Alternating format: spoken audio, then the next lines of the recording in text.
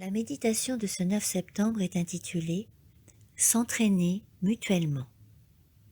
Mais en disant la vérité avec amour, nous croîtrons à tous égards en celui qui est le chef, Christ. Éphésiens 4, 15. J'aurais souhaité que nous prenions dans notre cœur la résolution de ne proférer aucun reproche contre un frère ou une sœur.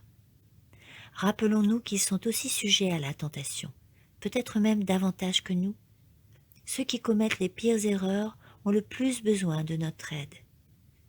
Ne propageons pas de commérage à leur sujet et ne faisons aucune remarque désobligeante au sujet de leur caractère, mais allons les trouver avec l'amour de Jésus et l'amour de la vérité dans notre cœur et essayons de leur venir en aide.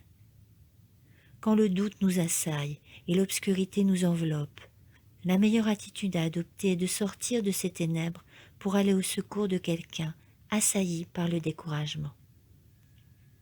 En essayant de relever les autres, nous nous relevons nous-mêmes pour être en étroite communion avec Dieu.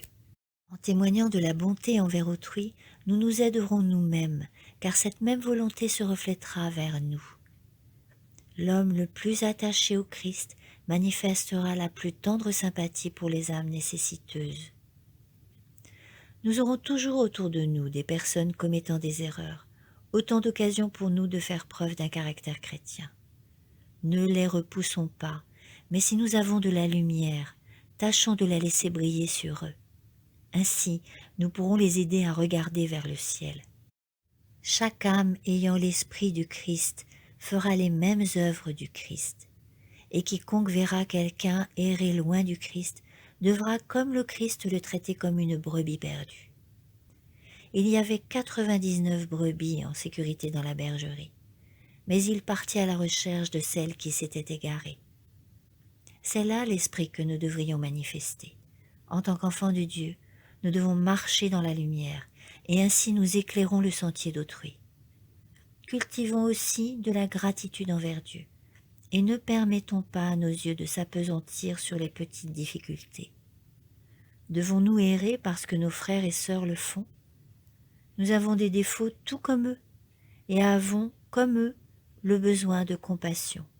Par conséquent, nous devrions tous avoir de la compassion les uns pour les autres. Que la parole de Christ habite en nous avec sa richesse.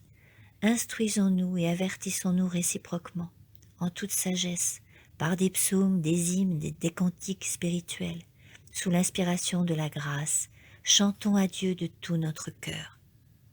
Tel est le privilège de chrétien. Amen.